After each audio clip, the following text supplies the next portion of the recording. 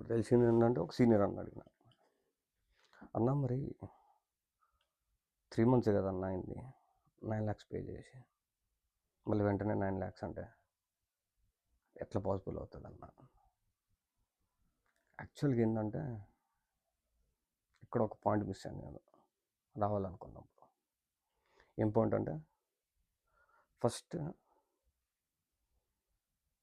నాకు అప్పుడున్న ఆలోచన, ఇప్పుడు ఒక మనం ఇనిషియల్గా ఇంత డబ్బులు కట్టేసినాం, వెళ్తాం, ఏదో ఒకటి చేస్తాం, కాలేజ్ ఫీ పే చేసుకుంటాం అనుకుంటాం. మనం ఏదో ఒకటి స్టార్ట్ చేయకముందే మన కాలేజ్ టర్మ్స్ అండ్ కండిషన్స్ ప్రకారం మన యూనివర్సిటీ, సరే కాలేజ్ కాదు, యూనివర్సిటీ టర్మ్స్ అండ్ కండిషన్స్ ప్రకారం పైసలు కట్టాలి. సో ఇంకక్కడ చేయనీకి ఏం లేదన్నమాట, పైసలు కట్టాలంతే.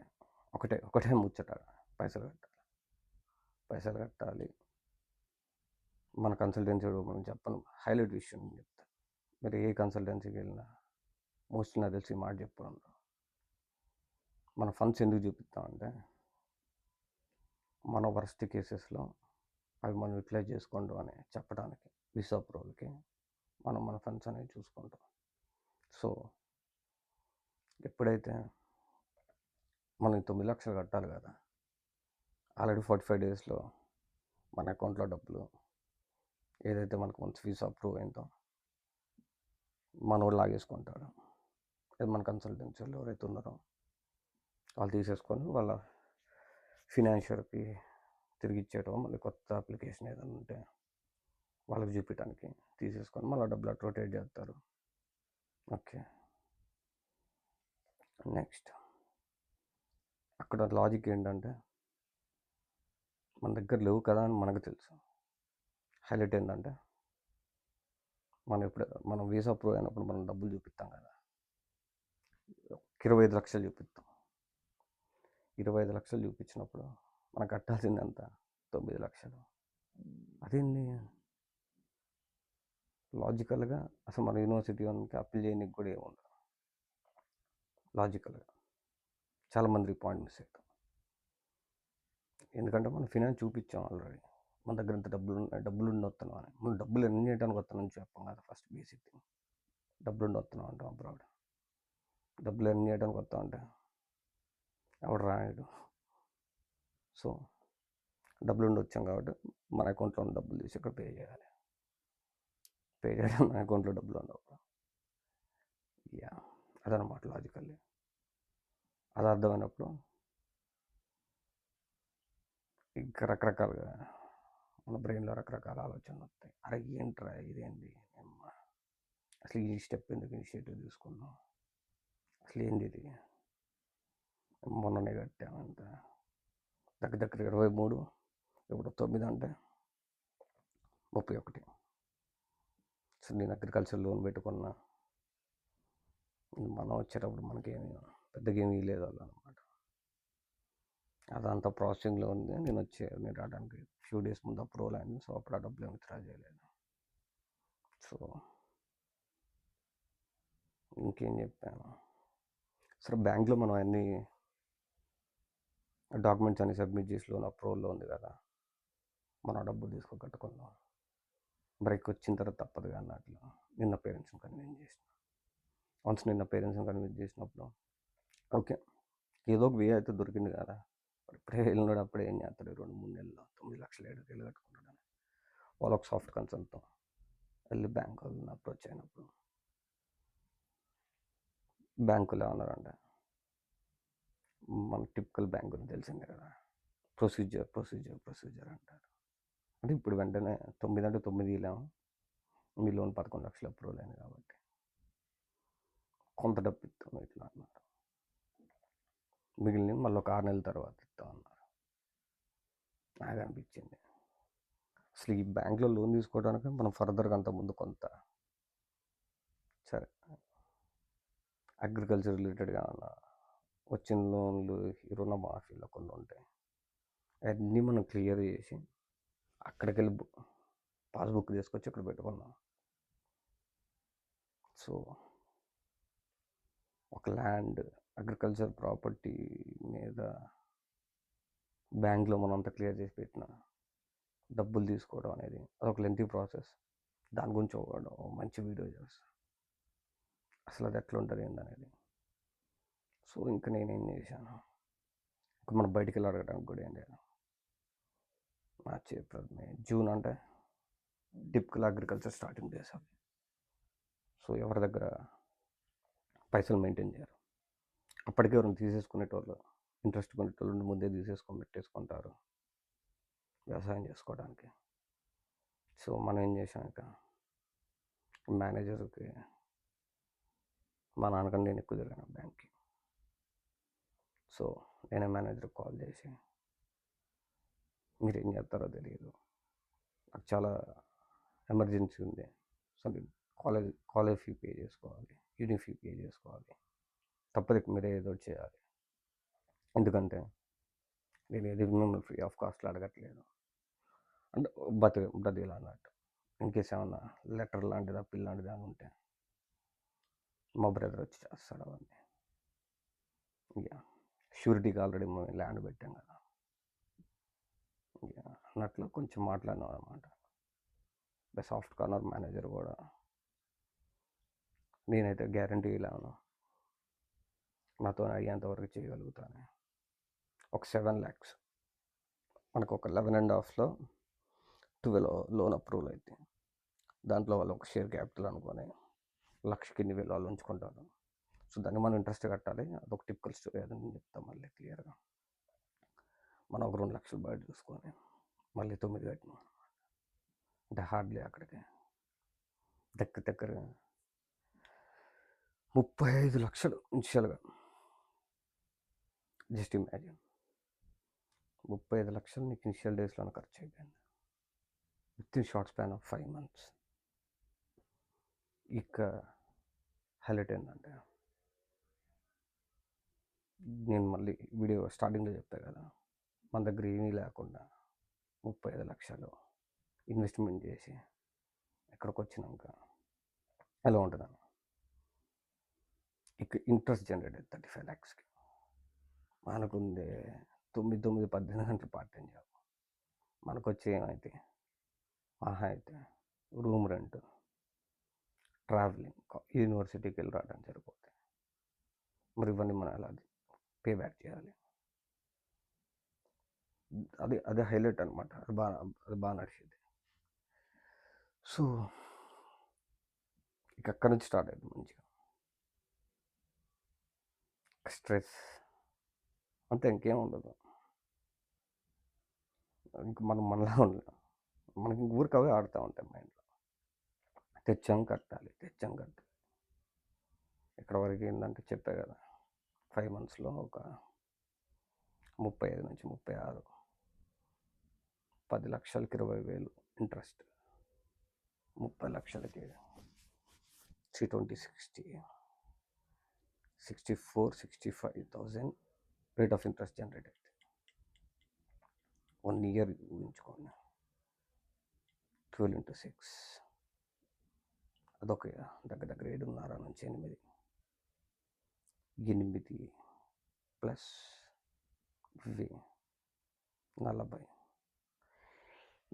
40 చేంజ్ అవుతుంది. 40 చేంజ్ అయిన తర్వాత నీకు సంథింగ్ ఏదో బ్రేక్లో ఉన్నప్పుడు యూనివర్సిటీకి ఒక బ్రేక్ ఉండదు అనమాట. అప్పుడు ఒక 40 hours వర్క్ చేయొచ్చు లీగల్గా. ఇంకా వేరే పనులు ఉంటాయి, దాని గురించి ఇప్పుడే నేను మొత్తం చెప్పి, అంటే ఇదంతా ఏదో మిక్సర్లో వేసి జ్యూసర్లో వేసి జ్యూస్ చేసి ఫస్ట్ క్లారిటీ మిస్ కావద్దు. సో నేను ప్రస్తుతానికి అసెన్షియల్ డేస్లో ఎట్లుంటుందన్న. సో ఇక మనం తెచ్చిన డబ్బులకి ఎవ్రీ మంత్ ఇంట్రెస్ట్ జనరేట్ అవుతూ ఉంటుంది. మనకి చూస్తే ఒక పౌండ్ వచ్చి సంథింగ్ అరౌండ్ 110, 115, 116 ఉంటుంది. బట్ హార్ష్ రియాలిటీ ఎంతండి, మన అకౌంట్లో చూస్తే ఎండ్ పాయింట్ ఆఫ్ మంత్ పెద్దగా ఏముండవు. తినటానికి, యూనివర్సిటీకి వెళ్ళడానికి typical 20 hours part time job చేస్తే. సో మనం ఎలా పే చేయాలి?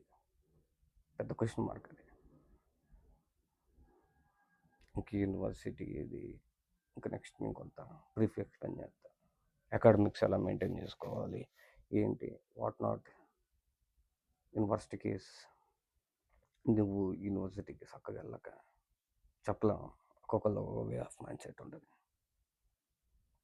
ఎందుకంటే వే హ్యూమన్స్ మనం కొన్నిటికి బాగా అట్రాక్ట్ అవుతాం.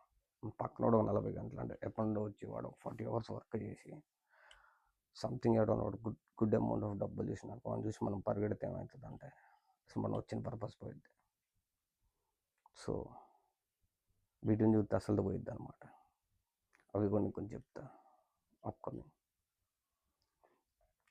ఇంత బర్డెన్ అనేది ఇంకా స్టార్ట్ అవుతుంది. ఫస్ట్ ఇనిషియల్గా PSW సెకండరీ 24 మంత్స్ యూనివర్సిటీ ఉంటుంది. అడిషనల్గా అన్నీ హోప్ఫుల్లీ నువ్వు పాస్ అయితే ఒక 4 మంత్స్ ఏదో టైం పీరియడ్ ఉంటుంది. 4 to 5 months నీకు అఫీషియల్ డిగ్రీ వచ్చి నువ్వు PSW డ్రాప్ చేసుకోవడానికి నీకు ఒక 4 months టైం స్పాన్ ఉంటుంది. సో PSW వచ్చేసి అది నెక్స్ట్ కాన్సెప్ట్ ఇన్ఫినిటీ అవర్స్ ఉంటుంది అనమాట. వర్క్ అనేది నువ్వు ఇన్ఫినిటీ అవర్స్ చేసుకోవచ్చు. వర్క్ ఇన్ఫినిటీ అవర్స్ అంటే ఇంకా నీ ఓపిక. ఇన్ఫినిటీ అవర్స్ అని ఎలా చేస్తావు? ఎంప్లాయర్ ఇవ్వాలి కదా, మనకంటే సొంతంగా ఏమన్నా అంటే ఎక్కువ గంటలు చేయడానికి.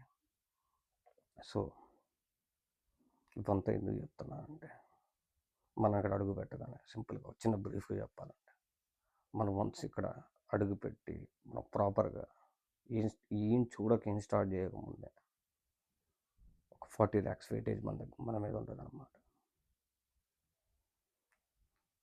ఇంకొక చిన్న హైలైట్ పాయింట్ చెప్తా.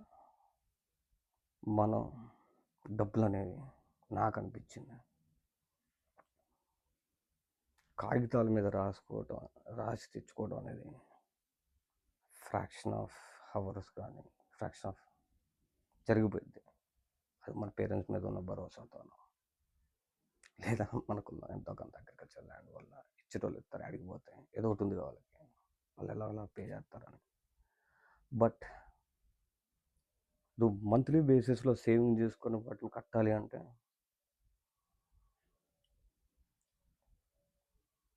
ఇక్కడ నడుస్తూ హిమాలయాలు ఎక్కినట్టు అనిపించింది. ఎంతసేపు చూసినా పైకే కనిపిస్తాయి.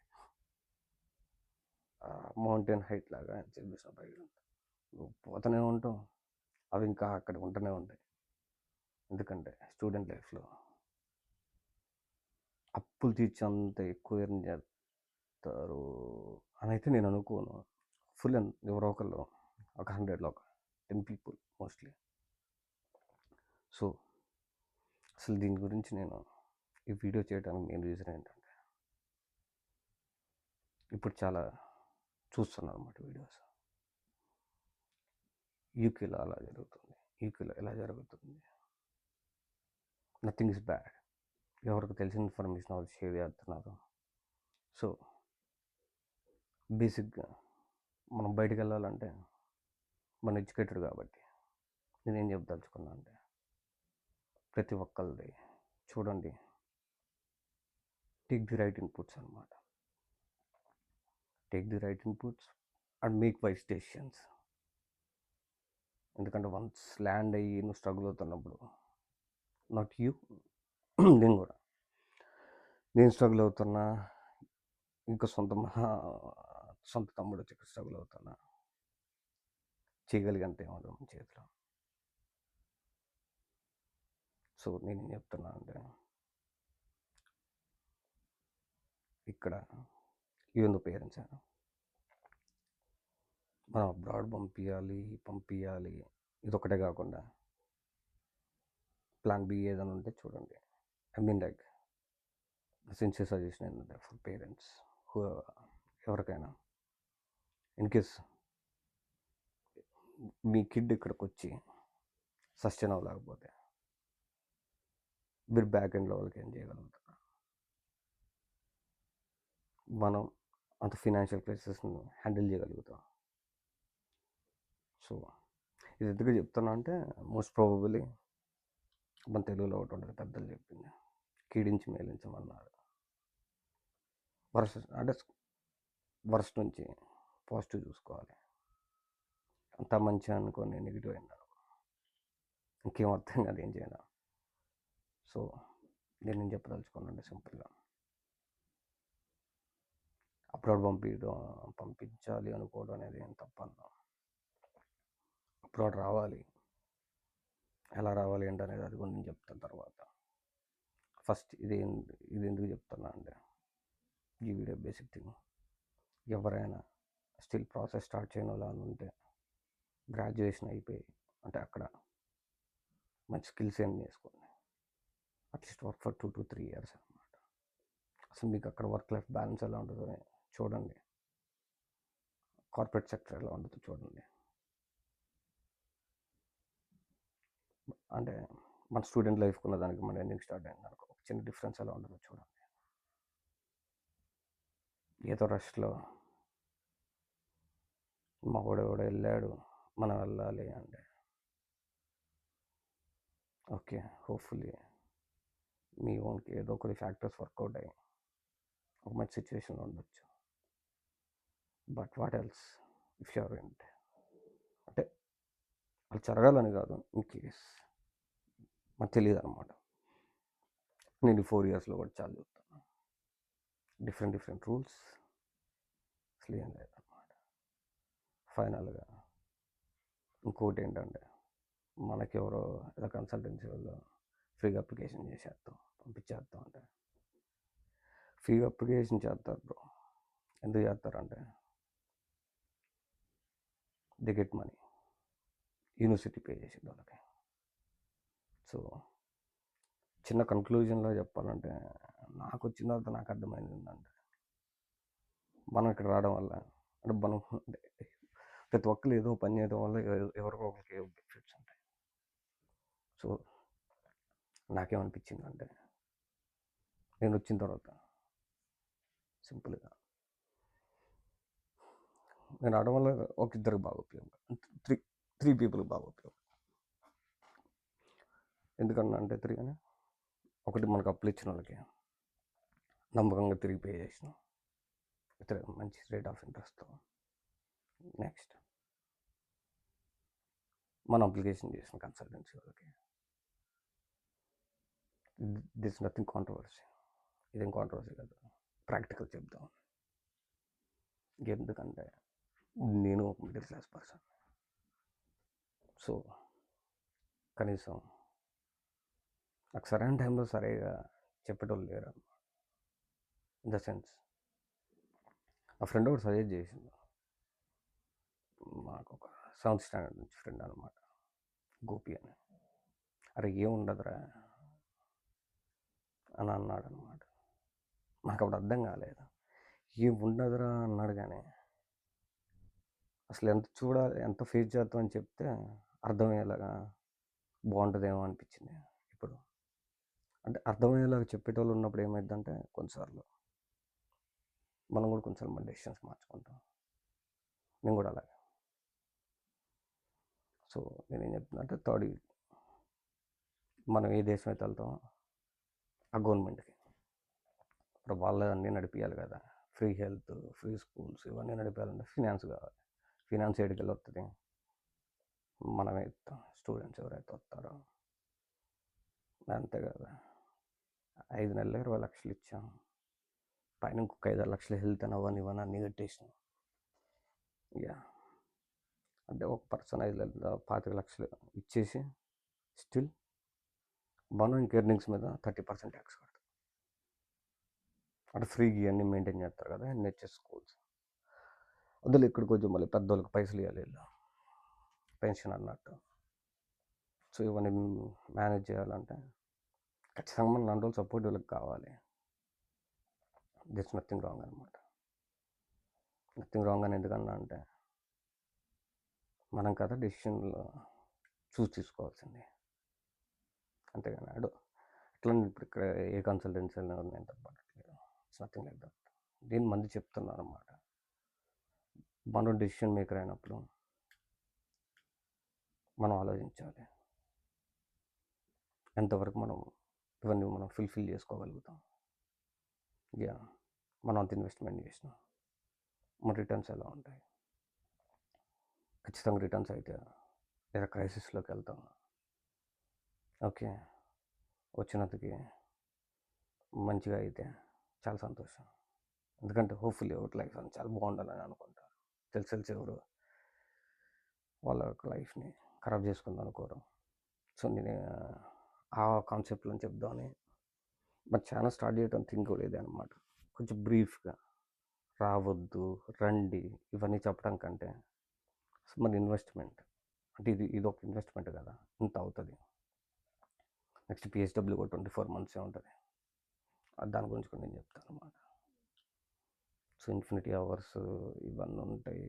సరే ఒక 2 years ఏదో పార్ట్ టైం జాబ్ చేసుకున్నాం, మిగిలిన 2 yearsలో సెట్ చేసుకోవచ్చు అంటే అంత ఈజీగా ఉంటుంది అనమాట. 40 కాదు 50కి వెళ్ళిపోయింది. మనం ఇన్షియల్ చేసిన 40 ఏదైతే ఉందో అదో 50కి వెళ్ళిపోయింది. అది మనం అంతా పార్ట్ టైం జాబ్ చేసుకుంటా ప్రాపర్గా మనీ ప్రాపర్గా యూటిలైజ్ చేసుకుంటే ఆర్ఎల్స్ చెప్పలేం. మన ఇమాజినేషన్గా ఫిగర్లు అందవు కొన్నిసార్లు. అక్కడ కూర్చొని కూడా లెక్కేసుకునేంత టైం ఉండదు, పరిగెడుతూనే ఉంటాం కాబట్టి. నేనేం చెప్తా అంటే చాలామందిని మంచిగా మనలో తమ్ముళ్ళలాగా అనుకుంటాం కాబట్టి కనీసం మన వీడియో చూసి ఎవరికొకరికి ఇంత ఖర్చు అవుతుంది, ఇంతే టైం ఉంది, ఇవన్నీ ఉంటాయా అని ఆలోచించుకొని ఒక రైట్ డెసిషన్ తీసుకొని, అంటే మీకు ఇండివిజువల్ ఆలోచించుకొని ఇంత ఫిగర్ అవుట్ అవుతుంది, కొంచెం ఈ సర్కమ్స్టెన్సెస్ ఉంటాయి అంటే ఇట్లా ఎలాగైనా మళ్ళీ ఒక 9 లక్షలు కట్టాలి, ఇవన్నీ ఒకసారి ఫిగర్ అవుట్ చేసుకొని ఒక స్టెప్ వేయండి. ఎందుకంటే మనం ఆల్రెడీ యూనివర్సిటీ కోసం మనీ తెచ్చిన అవి ఆల్రెడీ పెట్టేసి, ఎందుకంటే ఇంట్రెస్ట్ జనరేట్ అవుతూ ఉంటుంది కాబట్టి హార్డ్ అనమాట ఏదైనా. సో నాకు తెలిసిన ఇంకా హోప్ఫుల్లీ ఇన్ డీటెయిల్గా చెప్పాను అనుకుంటున్నా. అంటే నా యూకే ఎంత ఖర్చు అయింది రావడానికి. సో ఇంకా డెసిషన్ అంతా మీ ఇష్టం. నాట్ ఓన్లీ యూకే, ఏ దేశానికన్నా వెళ్ళాలా ఏంటి అని ఆలోచించుకోండి. కొంచెం టైం పట్టిన ఏం కాదు, ఈ ఇంటేక్ కాకపోతే ఇంకొక ఇంటేక్. మనం అక్కడికి వచ్చి అక్కడ పోగొట్టుకునేంత గొప్పగా అయితే ఏం లేదు. మా అయితే వచ్చిన కాడ నుంచి పీస్ ఆఫ్ మైండ్ వెళ్తుంది, తెలియని స్ట్రెస్ ఉంటుంది, అట్లా కొంత ఉంటాయి. సో కొంచెం ఆలోచించుకొని టేక్ రైట్ డెసిషన్స్. చాలా ఇంటేక్స్ ఉంటాయి, చాలా టైం ఉంటుంది, చాలా ఉంటాయి ఇంకా. సో ఏదో చేద్దామని అయితే పరిగెత్తుకుంటా పైసలను ఇన్వెస్ట్ చేసే తర్వాత మళ్ళీ మనకి ఇంటి ఫిగర్ అవుట్ అవ్వట్లేదని అయితే ఎవరు బాధపడకూడదని ఉద్దేశంతోనే మనం ఇది కొంచెం ఓపిక్గా కొంత టైం తీసుకొని అర్థమయ్యేలా చెప్దామని ఈ వీడియో పోస్ట్ చేస్తాను. హోప్ఫుల్లీ నాకు తెలిసి ఈ వీడియో అంతా చూసిన వాళ్ళందరికీ ఒక చిన్న వ్యూ వచ్చి ఉంటుంది. అసలు అబ్రాడ్ అంటే ప్రస్తుతానికి నాకైతే ఓన్లీ యూకే తెలుసు కాబట్టి యూకే గురించి కొంచెం చెప్పాను అనమాట. ఇంకా అదర్ కంట్రీస్ గురించి మనకు తెలియదు. సో కొత్త రూల్స్ కొంచెం చేంజ్ అవుతున్నాయి అన్నమాట. వాటి గురించి ఇప్పుడు నేను బ్రీఫ్గా ఏం చెప్పను, ఎందుకంటే ఆల్రెడీ మీరు ఇన్స్టాగ్రామ్లో చూస్తూనే ఉంటారు రావద్దని. సో నేను ఎందుకంటే నాకేమనిపించిందంటే అసలు ఈ వీడియో చేయడానికి ఫస్ట్ అండ్ ఫార్మోస్ట్ రీజన్ ఎందుకు చేయాలనిపించిందంటే రావద్దు అంటున్నాడు. ఓకే, నువ్వు ఫేస్ చేసిన ఇష్యూ నీలాగా ఇంకో సఫర్ కాకూడదని రావద్దు అనుకున్నాను. చాలా హ్యాపీ. అక్కడ నువ్వు పడ్డ స్ట్రగుల్ ఇంకెవరు పడకూడదని ఆలోచించాను. ప్రాక్టికల్ చెప్పాలంటే అలా ఎవరైనా చెప్పిన వాళ్ళు ఉంటే చాలా మంచిది కూడా. ఎందుకంటే they gonna through there hardships. ఎందుకంటే వాళ్ళ ఫ్యామిలీ కూడా సఫర్ అయి ఉంటుంది. ఎందుకంటే మేకింగ్ ఫినాన్సెస్ గెట్టింగ్ బ్యాక్ అంటే అంత ఈజీ కాదు కదా. సో చాలా తలకైనప్పుడు ఉంటాయి. సో వాళ్ళు ఫేస్ చేసినప్పుడు ఫేస్ చేయకూడదు అనుకొని చెప్పుకుంటారు. I'm very happy about that. But finally ఎవరంతా చెప్పినా, నేను చెప్పినా, ఇంకో చెప్పినా, we are the solo decision makers for ourselves. So కొంచెం ఆలోచించి డెసిషన్ తీసుకొని హోప్ఫుల్లీ ప్రతి ఒక్కరు వైస్ డెసిషన్ తీసుకుంటారు అనుకున్నాను. So that's all for this video. Until and unless, see you in my next video. Take care. Bye. Ciao.